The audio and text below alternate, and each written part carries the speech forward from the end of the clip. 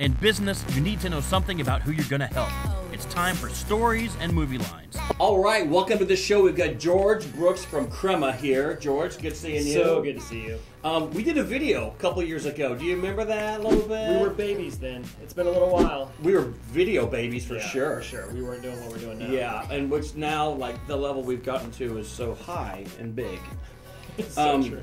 So here's the format. We're going to talk about business, and then we're going to talk about you, and then we're going to have some fun with a movie quote and some editing software, and Justin will do his magic. So you're one of the founders of Crema. So what do you guys do over there? We're a digital product agency. So we work with enterprises all over the world, building modern software to solve like really complex business problems. So startup, which is who we used to do all of our work for, they're at this spot where they're getting ready, they're spending a lot of money, they're taking a lot of risk to try to get something that's going to do this, right? That's going to take off and go big.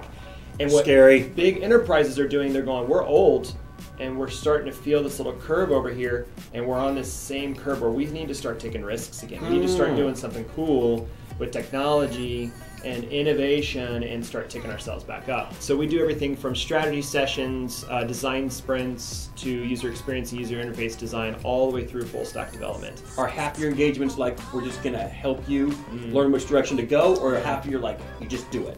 It's probably still about 60-40, where they're seeing us as the production crew. So we're gonna come in and actually produce, build the products, and actually take them to launch.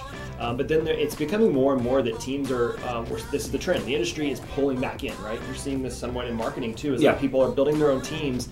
And so how do you work with that? How do you work with them? So you become consultants, you help them to figure out what they need to do inside. So you're expanding across the street or something? Yeah, so I mean, we've grown a ton in 2018. So we saw, I think, something like 58, almost 60% growth last year, which was awesome. Killer. And so we are out of space in the little space we're at Crossroads. Love it down there. We're not leaving that space. We're going to stay in there, and actually we're looking to, or I'm not looking to, we're moving into another space as well across the street. And how many are on your team right now?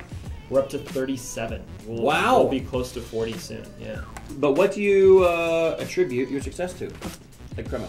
Yeah, so I think, we've been doing this for 10 years, so it's not something that's happened overnight. We've grown very, very slowly, and we've really been focused in on culture is number one for us. So hiring the right people, and then I think making sure that we have a really strong story to tell about what we do and who we are. Most of our growth in our client base has been through referral, and so it's making sure that the clients that you work with are more than willing and happy to tell everyone they know that the only crew, if you're looking to build technology, is Crema. What's happening is that person saying, George and the team are great. Then the next thing that happens is they go check you out, and when that checks out, so what you're doing is working. That's right. Yeah, that's exactly right. So because it would follow, or they would say, if that was not the case, they'd say, go check out George and the team. Right. They go look at you and go, he's got a Gmail account and a crummy website, and you're supposed to help me with that? That's exactly right. So you're doing it. Yeah, so it's a part of a larger story of positioning yourself and also making sure that you're putting it out. So I think it is a part of the sales growth. It's being at the right time at the right place. Let's be honest. Some of the clients we've gotten have been like, wow, I never thought we'd be working with some of the top consulting firms in the world, or some of the largest engineering and cybersecurity groups literally in the world. And it was meeting the right person, having the right conversation. And reality is I think it comes back to culture. They don't work with us because maybe we're the best technologists in the world. We're good, and we are some of the best, but are we the best in the world? Maybe not yet. But why they come back to us, they like us. Okay, so this just in. George, how did you get started in business? So long story short, I was at a small agency before. I was a digital design guy. My background's in graphic design, and my oldest daughter was born. So this is 11 years ago. She was critical in the ICU until she was 7 months old. And so she was at this hospital that was 45 minutes away from the little agency I was at. And they would call on a pretty regular basis and say, hey, FYI, she's dead. We're reviving her. You should probably get back. And so I would white knuckle it down to the hospital, and then of course she'd revive her and she would survive. Oh my gosh. All this crazy stuff. And I said, I can't be at work. I just can't be 45 minutes away. I need to be here. Yeah. And so I told my boss, who was awesome, he was so generous during that time, I need to leave so that I can be closer. I'll be a freelance designer. Okay. And this is 2007, 2008. I don't know if you remember the economy in that time, right? Right. So that's a great time to leave your job and start your own company. Oh, by the way, while your kid's in the hospital. Yeah. And so basically I was able to set up shop, set up a laptop at the hospital, which at the time had some of the best Wi-Fi in the city. Amazing. So started getting a little bit of work from the agency, but honestly, he said, I didn't really have anything to give you. The economy's terrible, clients have kind of pulling back. Yeah. But he said, I want you to meet this entrepreneur who's working on this project. And basically that got me the opportunity to learn really what project management, product management looked like for a large scale. At that point, everybody's building a social app for something. So for a large scale application, I oversaw a development team overseas. And so just fell in love with this idea of building a complex solution. So do you have any advice? Here's my last question. Do you have any advice for people that are just getting started in your business? So I talk to a lot of entrepreneurs, and I think the one big thing is that there's never a good time to start a business. Figure out what your new normal is. So what's the routine, what's the habits that you're going to create that's going to help you to keep going? Because otherwise, you just get stuck or you get burnt out or you get scared and you don't do it.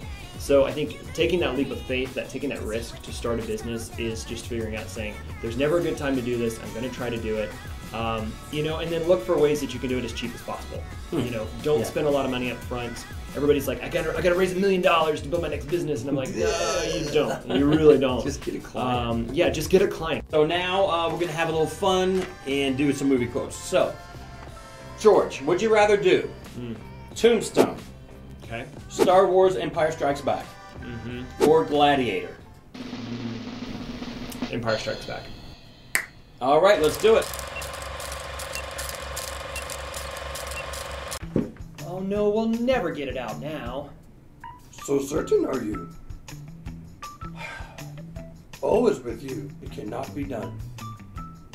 Hear you nothing that I say? Master, moving stones around is one thing, but this totally different. No, no different. Only different in your mind. You must unlearn what you have learned. All right, I'll give it a try. No, try not. Do. Or do not. There is no try. So good. So good. I'm Yoda. I could not have done that. I couldn't have done it.